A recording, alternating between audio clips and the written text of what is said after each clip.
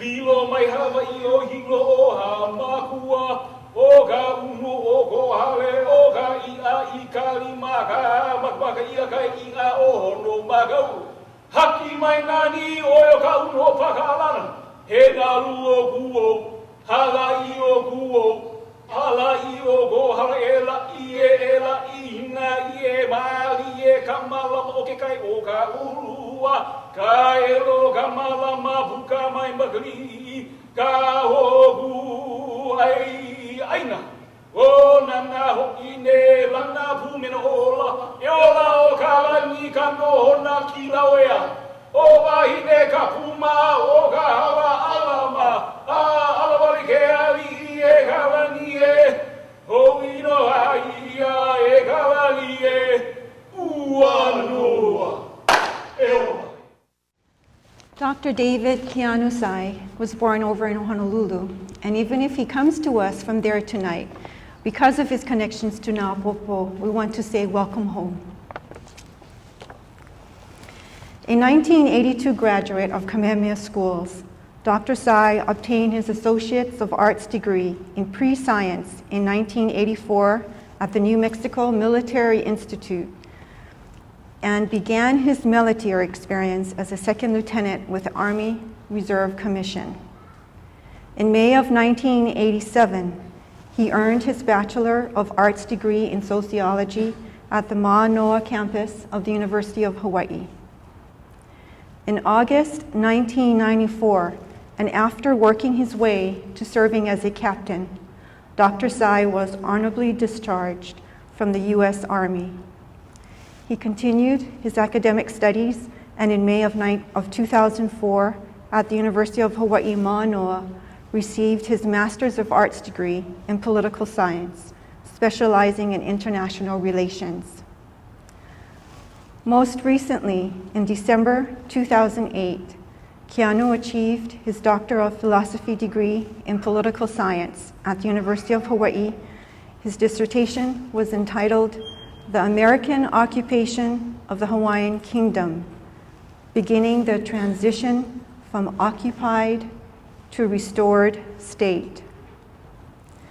Dr. Sai has taught university-level courses in disciplines as ethnic studies, anthropology, and political science. He has served on numerous panels and presentations that occurred in such places as San Francisco, Aotearoa, or New Zealand, Ohio, Washington, D.C., The Hague, Honolulu, and yes, Hilo, and now Kona. His legal experiences span that of being a plaintiff, an agent, and a consultant. He has written several articles for the Office of Hawaiian Affairs, a book review, and has appeared in video documentaries and radio guest spots. Drawing from his recent doctoral dissertation, an article written for a law journal last year, tonight Dr. Sai's lecture is entitled The Myth of Ceded Lands, a Legal Analysis. This is a timely presentation for us tonight, as many of us know that Governor Lingle has asked the U.S. Supreme Court to affirm that the state of Hawaii has good title to ceded lands, and that Native Hawaiians have a moral but not legal claim to these lands. But what are ceded lands? Why do issues about ceded lands revolve around the illegal overthrow of the Hawaiian Kingdom and the annexation of Hawaii to the United States? These are simple yet perplexing questions. Mahalo, Dr. Sai, for being with us tonight and for sharing your Ike with us. Thank you.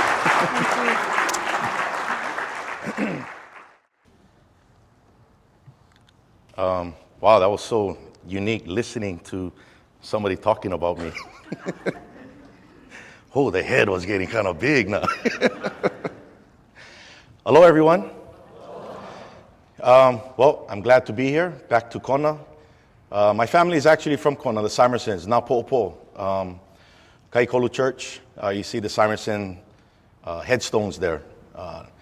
My great-grandfather was Captain Aaron Cook Simerson that actually had the steamer that was traveling between Naupopo and Honolulu. So my tutu used to ride on that steamer. I grew up in Kuli'o Valley, the Reeves Ohana. My mom is a Reeves. Folks may know of Keanu Reeves, the movie actor. He's actually my cousin. Both of us were actually named after my grandfather, Henry Keanu Reeves. So that's the connection. And Keanu is actually the same age as me. We're still waiting for him to get the Reeves curse.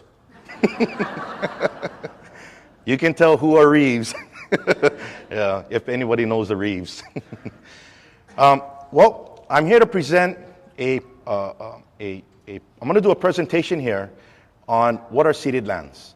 Now, I'm going to have to forewarn you that this information is hard-hitting, okay? So it's going to be like my cousin's movie, The Matrix, okay? You folks are going to take the red pill. You're going to see two worlds. You don't know which one is real. Some might get shocked. Some of you might want to run out of the room. If I can share with you and convey to you, it's okay. Everything will be fine. I can still smile because there's a way to fix the problem. Yeah. You might say that Hawaii's situation has been misdiagnosed. What I'm providing is the correct diagnosis, which is a legal analysis, and then also provide the ramifications or the effect of that disease, and then how do you remedy it? Yeah, the prescription. So that's what I'm going to be getting into. So I start off with ceded lands because it's topical right now, but it's fundamental. It's fundamental to what we call sovereignty, and I'm going to be getting into that. Now, the topic itself of my dissertation, American occupation of the Hawaiian Kingdom, beginning the transition from occupied to restored state, pretty much sums up my whole dissertation. I mean, once you say that, you're going, wow, says a lot in such few words. Well, I want to look at this as a political scientist. So my dissertation committee was comprised of professors that had or could contribute their scholarly outlook to basically improve what I'm saying, but most of all, to try to break it. Because when you do your dissertation, you don't argue your dissertation, you defend your dissertation. That's the difference. So it's not a matter of rhetoric, not a matter of trying to convince somebody of something, but can it be warranted? Can it be qualified? Are you using the correct political theory, legal theory, intertemporality? All of these type of things all come into play. So my chairman of my committee is Professor Neil Milner. He is currently the ombudsman for the University of Hawaii at Manoa. His background is public law, specializing in the Miranda rights. When it first came out, that's when he got his degree back in the 60s. Two other professors from political science, Professor Katharina Heyer. Her background is public law, teaches handicap law at the law school, but she's political science. And Professor John Wilson, his background is political philosophy, sovereignty, state, government, Hobbes, Rousseau, all these type of things. And then I have an outside reader, outside of the department, the dean of the University of Hawaii Law School, Avi Soifer. His background is constitutional law. And then I had another outside reader with a legal background, the dean of the University of London Law School. His background is international law, Matthew Craven. And Professor John Osorio from Hawaiian Studies, because in my dissertation, I begin with Kamehameha on this island, and I walk it all the way through till today. It's a very powerful dissertation, and it raises questions, it forces people to think, because what you thought may not be what actually happened. And what I try to do is, in my dissertation, as well as in my law journal article, which is a part of my dissertation, is that you have to apply the theoretical framework that existed at the time the event took place, and then you track it till today. In other words, you don't judge yesterday by today's standard. If you're talking about the Great Mahele, then you talk about laws or influences or references that were used at that particular time. And then you move forward. That's why a lot of my work deals with what we call intertemporal law or intertemporality, where you take the references that fit at that time frame, and you will see, if you read my dissertation, because you can download it off the website, you will see the references starting old and getting to the contemporary, okay? And that's the most important point. And that created a very, very different perspective than what we're used to. And it challenged the scholarship at the University of Hawaii and at all the universities as far as looking at Hawaii's history. I'm not looking at Hawaii's history through the ethnic lens. I'm not looking at Hawaii's history through the cultural lens.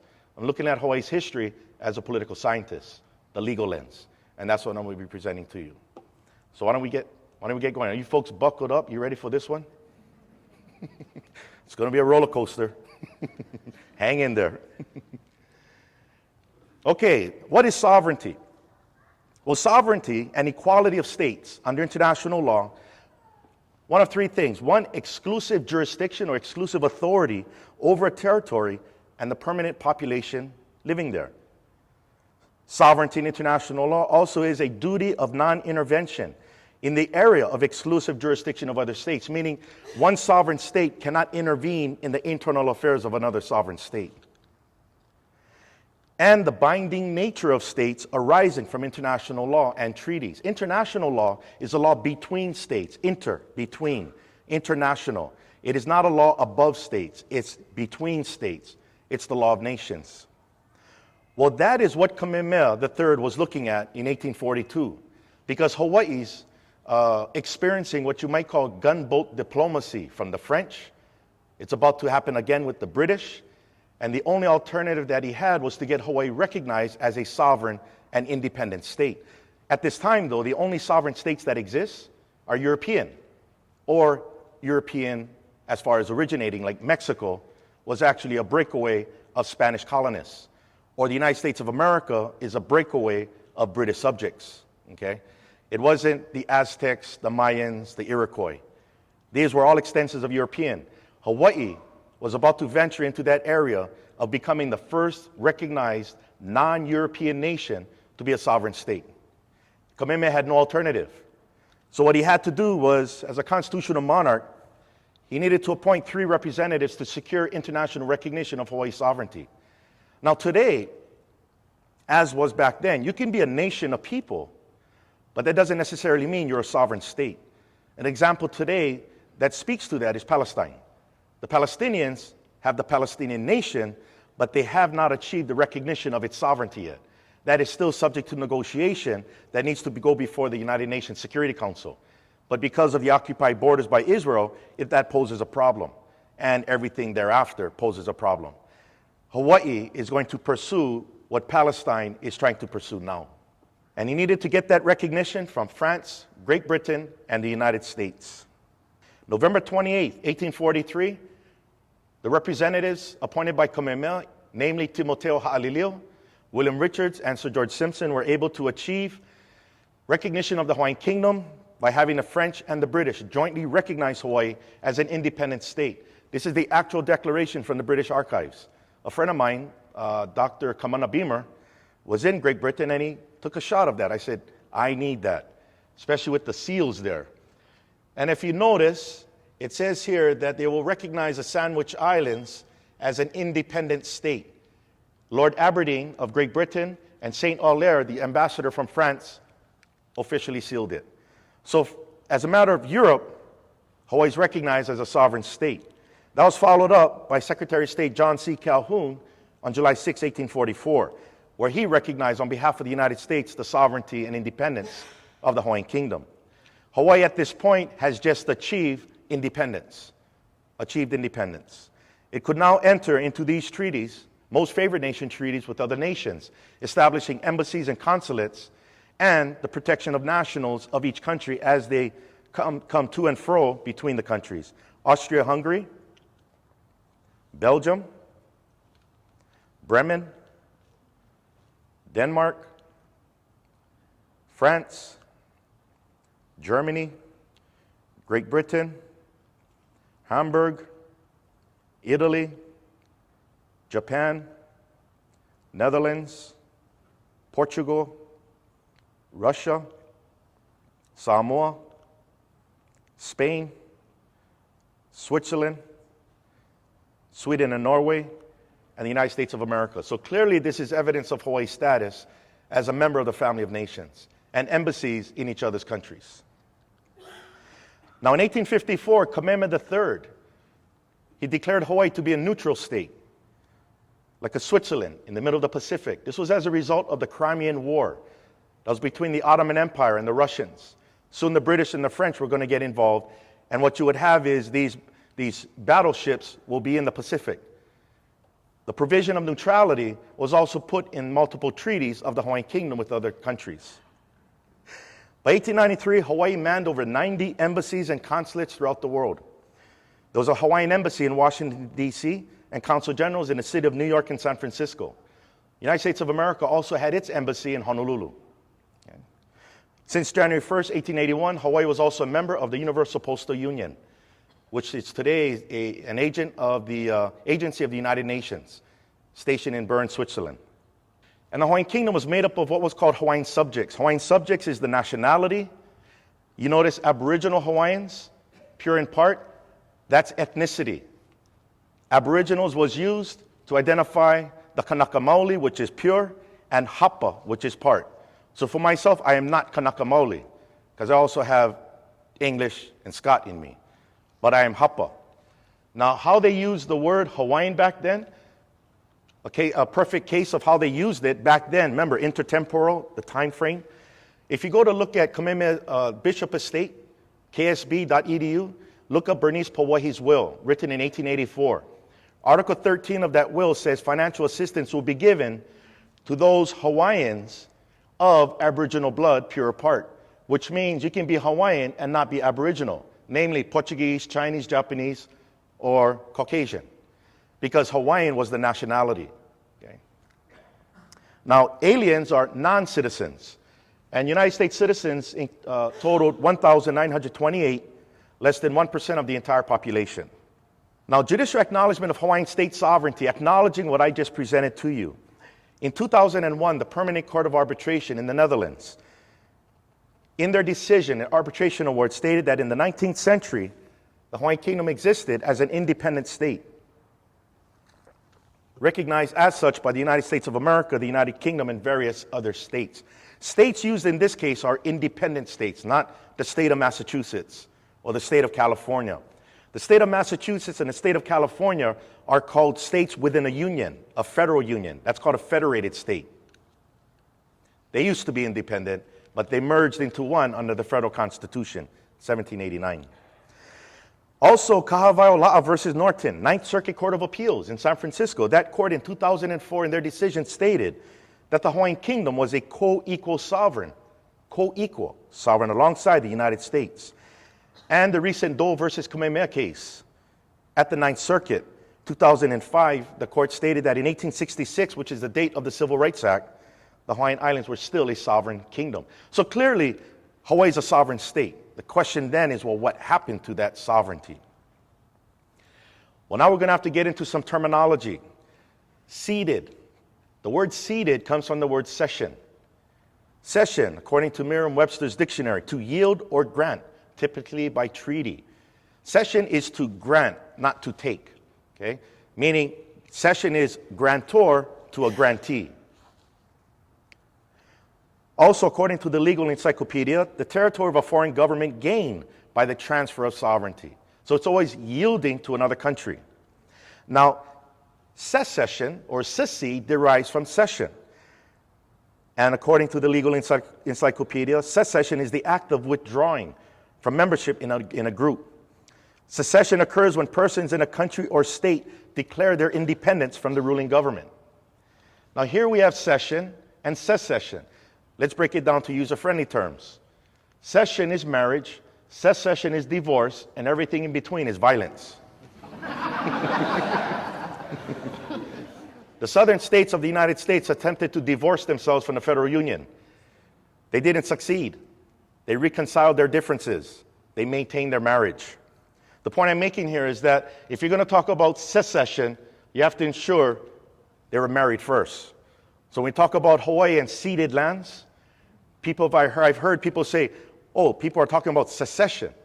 No, I think we need to step back and look at what is cession first. Did cession actually take place? Because secession would be misplaced. Now, there are two forms of cession. Title to dominium. Dominium is a Latin term. Hugo Grotius used it way back when. He's a Dutch political philosopher. Basically refers to a sovereign country's title to its territory, also known as territorial dominion. Remember one of the rules of international law that says that a state has exclusive jurisdiction over its territory? That's what they're referring to as title, sovereignty. They have exclusive sovereignty to their territory to the exclusion of other sovereignties. Another form of cession is real estate. Title, the government's ownership to real estate within a country. So after a government cedes sovereignty, then it could also cede its property to that receiving government. That's also known as public domain. Okay? Now, cession between two sovereign states takes place by agreement or treaty. It has to be a bilateral agreement where one grants, the other receives. Okay? Here we have two sovereignties that are independent of each other, exercised by two separate governments, could enter into a voluntary cession, a voluntary transfer of sovereignty or title, dominion, to the receiving state, or involuntary, okay? Meaning it's under duress, but nevertheless, it's being yielded. Now let's take a look at the United States of America and see how this theory works. Here we have the 13 former colonies of Great Britain that became independent states. How did America get all of that if they were just here in 1776? Well, they got that through cession. And the first cession that took place between the United States and a foreign state was France, the Louisiana Purchase, 1803. All title to dominion that was held by France west of the Mississippi was transferred to the United States voluntarily, and America paid for it. Then we have here in Florida, that used to belong to the Spanish, and that was conveyed in 1819 by treaty. And then the Pacific Northwest, Oregon and Washington, that used to be British, transferred in 1846. And I don't have room, but Alaska was transferred in 1867 by Russia. These are treaties of cession or voluntary treaties. Now, we also have an involuntary treaty, this area here. That happened as a result of the Mexican-American War, the Treaty of Guadalupe Hidalgo that ended the war. Guadalupe Hidalgo is actually a suburb of Mexico City, which is how far the U.S. troops drove the Mexican troops into their city and forced them, if you don't end the war now and give us everything north of the Rio Grande, we will keep driving you. Yeah? So they signed off and transferred it. But it's cession because Mexico transferred it, and Mexico also received compensation for it. Yeah? So it wasn't necessarily under duress. The point is, if you go to war, one could suffer the loss of its territory, called the spoils of war. So Mexico knew what they were getting into when they fought. So what happened? What happened to the Hawaiian Kingdom as a sovereign and independent state? Well, on January 16, 1893, the U.S. military overthrows the Hawaiian government and establishes a puppet government over the Queen's protests. That's a pretty bold statement I'm making here. The U.S. military overthrew it, and they set up a puppet government. Well, that's going to be verified in an investigation by the president. The plan here was for the United States military to acquire Hawaii as a military outpost. That was the plan at this particular time. Pearl Harbor was very important. Also in 1890, there was a naval officer, Captain Alfred Mahan from the U.S. Naval War College, that wrote a book on extending or creating a larger Navy in order for the Navy to move beyond the United States. And if a fight occurs, you don't allow it to enter the United States. So if you have a large Navy, you have military outposts. So all of a sudden, Subic Bay became interesting. Pago Pago in Samoa became interesting. Pearl Harbor. These are points that they wanted to achieve because once you get a large Navy and you have these outposts, What it could also do is to protect shipping lanes also. Okay? People today, they refer to it at studies at the University of Hawaii and other colleges as American imperialism, dealing with the market, trade. Well, the ambassador for Hawaii wanted Pearl Harbor. He wanted Pearl Harbor. So he's going to take advantage of a political crisis going on in the Hawaiian Kingdom. There's a crisis happening. So what happens here is Lauren Thurston, who's a Hawaiian subject, he's not an American citizen. Lauren Thurston, a Hawaiian subject, also an attorney, and also a representative in the legislature of the Hawaiian Kingdom, him and a few people get together and they meet with the ambassador at the U.S. Embassy. And they come up with this plan. The plan is to have the troops land on January 16, 1893, set up camp and a defensive position across from what is called the government building. If you ever go to Honolulu, it's where Kamehameha statue is. That building that Kamehameha fronts, that statue that it fronts, that's the Ali'olani Hale. That's the government building. They're going to be set up there on Mililani Street. Now, once they land, the governor of Oahu sends a protest. What are you doing landing? This is unauthorized. This is a violation of our sovereignty. The U.S. ambassador is not listening. That's not part of the plan. Then the foreign affairs officer submits a protest. This is unlawful. We demand, why are you landing? He's not answering. Now, I can tell you, when I did training in Team Spirit in Korea, South Korea, which is a battle exercise, you land in South Korean soil without a status of forces agreement or consent by that government, that is an act of war. What you basically had here in 1893 was an act of war. But Hawaii's neutral. It doesn't have a large army, and it dare not engage or risk losing its territory. Good thing we had a queen in control. Okay. You guys look too serious. You know, when you have a man there, especially a local, they get all dantaran. Dantaran in local languages, that's not Filipino. Dantaran is from the Superman shows. Dantaran. Okay, I got you guys laughing. Great. It's going to get heavier. So bear with me, okay? And it's all good. So the plan is for them to land, set up camp. They got Gatling guns and howitzers. Their job was supposed to protect American lives and property. They were not stationed to protect American lives and property. That very next day, January 17th, 1893, these individuals walk into Ali'olani Hale, that building, which housed the legislature at that time, and they read a document saying they are now the provisional government of the Hawaiian Islands, and that we just took over. Now, they did not fire a shot. What you have there is insurgency. Insurgency with the United States military protecting them. I would have had more respect for Sanford Dole and Lauren Thurston if they actually try to shoot somebody, then I know they're a real insurgent. Yeah? Okay, that's my military side coming out, sorry. But what they're doing is these are businessmen. What they want is they want their sugar to enter the American market, not only duty-free, they want to be in the American market.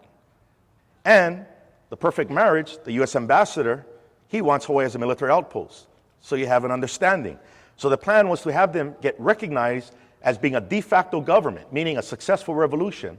And then the U.S. ambassador provides a protectorate to these individuals, this cabal group of criminals. And then warns the queen, you attack them, you attack the United States. And that's when the queen went, whoa. Diplomatic protests. Everybody stand down. So she filed a protest to President Benjamin Harrison. But he's not listening. That's not part of the plan. Well, these individuals then head off to Washington, D.C. On February 14, 1893, they sign a treaty.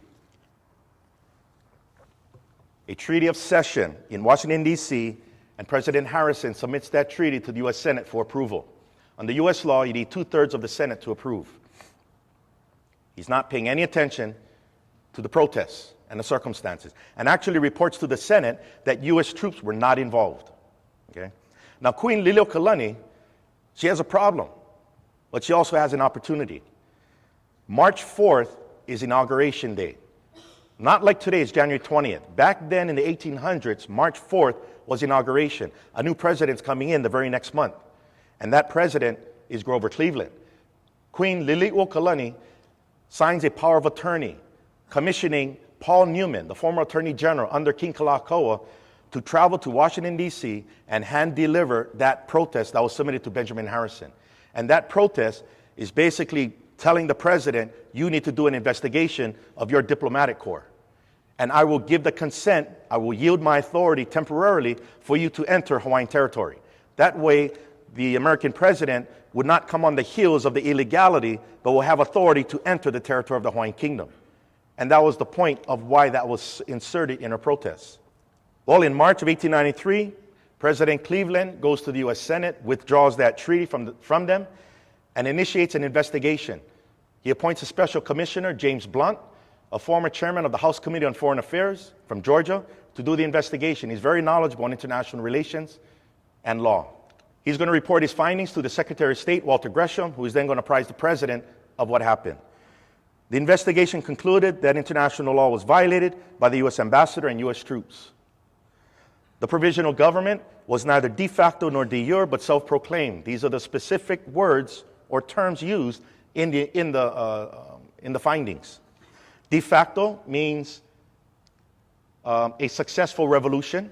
De jure is lawful government. They were neither. They were self-proclaimed. What it means is they committed high treason. The United States must make all possible reparations and also restitution. Restitution is to restore the situation back before the illegality, which is a principle of international law. So they must restore the Hawaiian Kingdom government to the status before the landing of U.S. troops. These were the findings of the U.S. president. The problem he's going to run into is if he restores the Hawaiian Kingdom government, these individuals who committed high treason are going to be prosecuted and convicted and hung. The punishment for treason is death, no different than any other country. In the Blunt reports, you might say they were incriminating themselves because they believed so much in what they were doing. And you know what they say when you get arrested? Don't say anything, because whatever you say can and will be used against you. There was a lot being said, yeah, meaning they're going to get prosecuted. Grover Cleveland had a problem, a political problem, not a legal problem, a political problem, because some of these individuals who were part of the takeover were not just Hawaiian subjects, but American citizens at that time. Now, on the responsibility of states, international law provides that according to special circumstances and conditions, the home state may be obliged to disown an act of its envoy or diplomat, to apologize or express its regret for his behavior, or to pay damages. This was the law of 1893 in international relations. That is what was going on in the mind of Secretary of State Walter Gresham and the President of the United States. They have to make right. But they have to deal with the problem that if they restore the government, as the law says, they're going to run into a lot of prosecutions that included American citizens. The President directed the Secretary of State, Walter Gresham, to initiate the negotiation of settlement with the Queen and to offer a sincere apology. People make a lot to do with the apology in 1993. The United States Congress passed a law apologizing for the overthrow. Actually, that was not the apology. The apology came from the President through his representative at the U.S. Embassy in Honolulu in 1893, specifically on November 13th. This is where U.S. Ambassador Albert Willis, the successor of the former U.S. Ambassador John Stevens, met with the Queen at the embassy in Honolulu, that he has important information to convey to her. So they met. And this is from the transcripts. He conveyed to the Queen the President's sincere regret that through the unauthorized intervention of the United States, she had been obliged to surrender her sovereignty, and his hope that with her consent and cooperation, the wrong done to her people, done to her and to her people, might be redressed. Willis stated that the President concluded that the members of the provisional government and their supporters, though not entitled to extreme sympathy, have been led to their present predicament of revolt against the government by the indefensible encouragement and assistance of our diplomatic representative. The Queen was then asked, should you be restored to the throne, would you grant full amnesty as to life and property to all those persons who have been or who are now in the provisional government, or who have been instrumental in the overthrow of your government? The Queen responded, there are certain laws of my government by which I shall abide. My decision would be as the law directs, that such persons should be beheaded and their property confiscated to the government. Ooh, she's pissed. Okay, there were no beheadings in the kingdom. That was France until the 1980s. You hung. You're hung. That's how you're executed. The beheading was just getting the point across, I think, because she was angry. Oh, she was bitter because of what was happening, and you would be too in the middle of that. She also knows what is hanging and what the law prescribes. Her grandfather, Kamanava, a high chief, 1840, was hung after being convicted of killing his wife, poisoning her so he could remarry. He was convicted by a jury on the Hawaiian law and sentenced to death, and Matayo Kekuanaʻo, the governor of Oahu, had to carry out that sentence. What that represented for the Hawaiian kingdom in 1840 was that the law was equal. It applied to chiefs as well as to people. You never heard of a chief getting hung. Never. So that was the beginning of Hawaiian constitutionalism, which I cover in chapter 2 of my dissertation. So she knows what is the death penalty. It's not beheading. So that's an indication of her anger. The Queen also referenced chapter 6, section 9 of the Hawaiian Penal Code, or Criminal Code, which states, whoever shall commit the crime of treason shall suffer the punishment of death, and all his property shall be confiscated to the government. Now, Sanford Dole, the ringleader here with Lauren Thurston, Sanford Dole was a judge in the Hawaiian Kingdom Supreme Court. A judge. He knew what treason was. Also, Sanford Dole sat as the presiding judge over the Wilcox trial in 1889, speaking to treason. How things have changed. And Lauren Thurston was an attorney. They knew full well what the law was, and they knew what they were doing. They just thought that it would work. Well, that meeting soon came to a close, and Willis notified the U.S. Secretary of State of the Queen's position. Now, Secretary of State Walter Gresham here, he sends a communication back to the U.S. ambassador, says you will continue to negotiate with the Queen. This is unacceptable. Continue. He acknowledged that the president had a duty to restore the constitutional government of the islands, but it was dependent upon an unqualified agreement of the Queen to grant amnesty after the government is restored. The Queen and Willis met 3 additional times. See, in international relations, we call this diplomacy. Yeah? It's not just a one-shot deal, okay, I guess it's over. You negotiate, you compromise. Well, on December 18th, the Queen compromised. And she also stated in her declaration, accepting that she will grant amnesty. She said that she must release all anger and hatred. So she said it in her declaration, clearly seeing or being the indication of why she said beheading. Yeah. So she said there would be granted amnesty after the government is restored. Willis forwarded the declaration to Washington, D.C., which settled any dispute concerning the overthrow. A lot of people today think that the overthrow in 1893 is still disputable. Yeah? You got to go to court. You got to argue it. No, it's settled. 2 heads of state settled it. The President of the United States restores the government. The Queen of the Hawaiian Kingdom grant amnesty. That's a binding agreement. According to Professor Oppenheim, a very well-known international law professor at that time, there exists no other law than international law for the intercourse of states with each other. Every agreement between them regarding any obligation, whatever, is a treaty, a binding agreement between 2 parties. Now, the president did not need ratification for that agreement because he accomplished that through what is called an executive agreement, which allows the president, as the commander-in-chief, to negotiate agreements with foreign states in his constitutional capacity. This was in his constitutional capacity. It did not need the ratification of the Senate. Well, the U.S. Congress prevents President Cleveland from restoring the government. They're filibustering. They're rendering Cleveland a lame duck. They're hoping to figure out another way to get Hawaii for military purposes because people are all reading the book by Captain Alfred Mahan on American imperialism. The Queen and Hawaiian subjects or Hawaiian nationals relied on the president's commitment to their detriment. They were told to stand down. The Queen's famous words is "Onipa'a," stand firm, hold fast. Don't give an excuse for the fight because then you get the Treaty of Conquest. Doctrine of estoppel kicks in.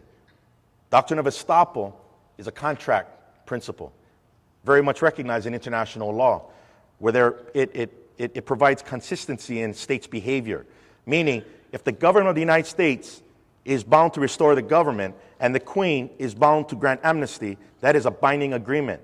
The United States cannot go above and beyond that without first restoring the government. Estoppel precludes that. It precludes it. Provisional government gained strength by hiring mercenaries, and they renamed themselves the Republic of Hawaii. Mind you, they are still criminals. They haven't been pardoned.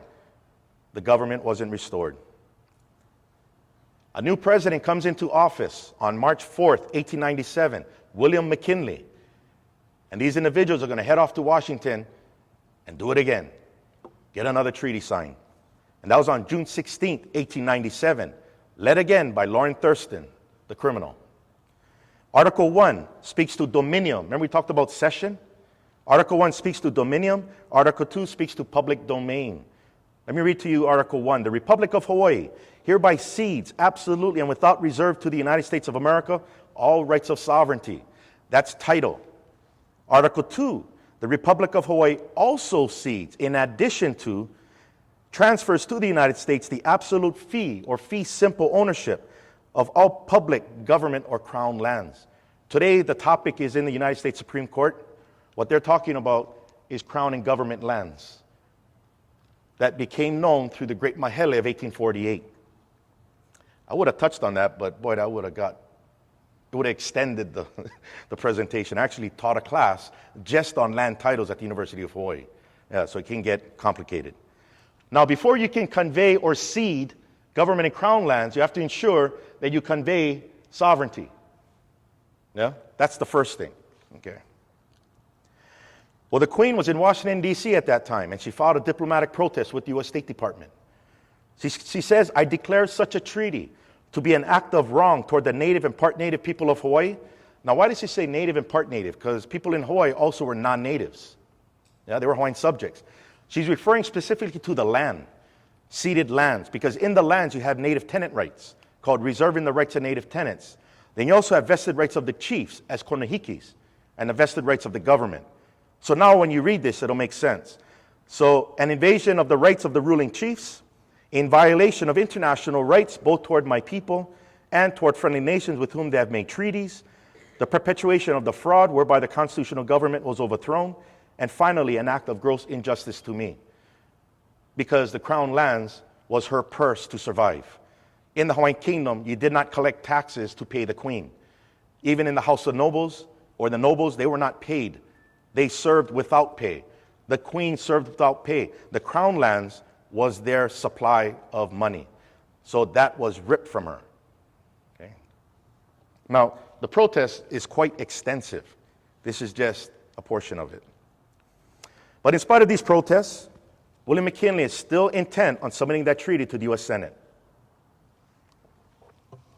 But the Senate is not going to convene until December of 1897. This is still the summer.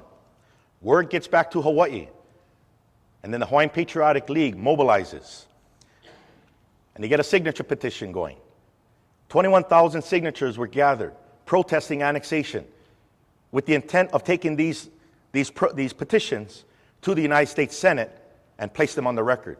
Another organization, the Hawaiian Political Association, the Hui Kalai Aina, also gathered through signatures, 17,000 signatures. But because it was so pro-monarchy, they decided politically it wouldn't be wise to submit the pro-monarchy with the Hawaiian Patriotic League. They decided just to submit the Patriotic League's petition because it was to protest annexation in any way, shape, or form, mentioning nothing about a monarchy or constitutional monarchy. Well, by March of 1898, these protests succeeded. The treaty's dead.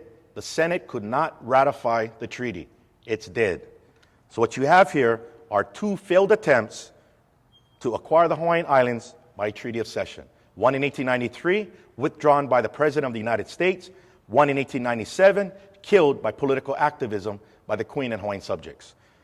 So why is it that we keep saying ceded lands? Where did that come from? Ceded comes from treaty. Nothing was ceded. Well, things are going to change as far as the political terrain at the United States in Washington, D.C. The very next month, April 21st, the United States of America declares war against the Kingdom of Spain. Now, they have to fight the Spanish, not just in Puerto Rico and Cuba, which is the Caribbean. They have to fight the Spanish in the Pacific, Guam and the Philippines. Those are Spanish colonies. And here we have a picture of Admiral Dewey from the U.S. Navy defeating the Spanish fleet in Manila Bay, Philippines, on May 1st. That's just the very next week after the war started. And Admiral Dewey is occupying the Philippines. He needs reinforcements. Word gets back to Washington, they got to move on this. 4 days later, May 4th, 1898, House Representative Francis Newlands from Nevada is going to submit a resolution of annexation to the House Committee on Foreign Affairs. A House resolution to the House Committee on Foreign Affairs, and they're going to hear testimony. Captain Alfred Mahon gives testimony. We must preoccupy the Hawaiian Islands before the Spanish do. General Schofield, named after Schofield Barracks, General Schofield says we must seize and occupy Pearl Harbor and fortify it for us. That was the talk going on in the House Committee on Foreign Affairs in order for them to take it out of the committee, onto the floor for a vote, and then move on to the Senate, thus becoming a joint resolution. But a resolution is not a treaty. A resolution is an American piece of legislation. Let's take a look at the United States to give some context here, limitation of U.S. congressional law. There we have Washington, D.C., where they enact laws, whether bills that become acts or resolutions that become joint resolutions. They're limited by borders. American laws have no effect beyond those borders. America today can no more annex Iraq through joint resolution than it could acquire Hawaii by joint resolution in 1898. Well, in order to secure the islands as a U.S. military outpost, the Senate approves the resolution and it's signed into law by President McKinley.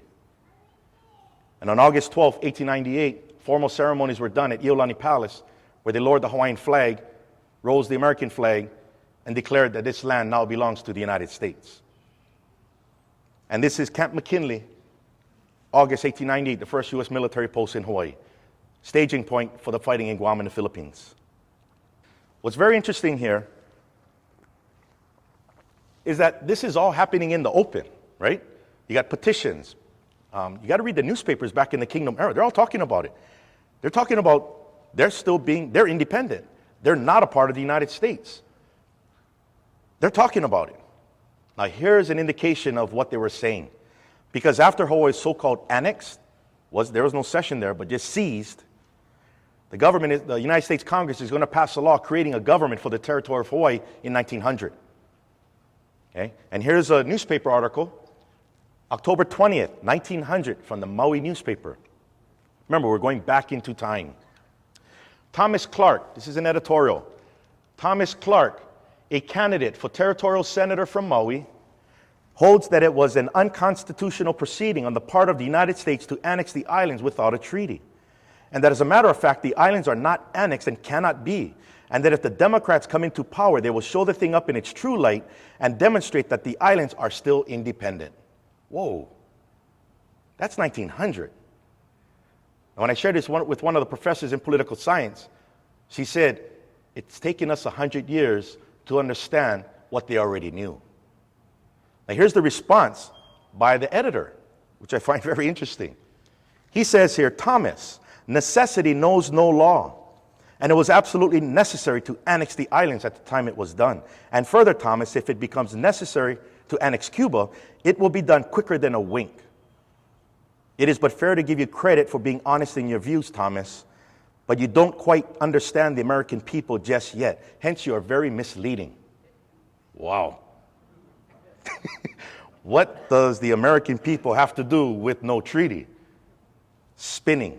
Yeah. Yellow journalism. Did you know yellow journalism started during the Spanish-American War? Yeah.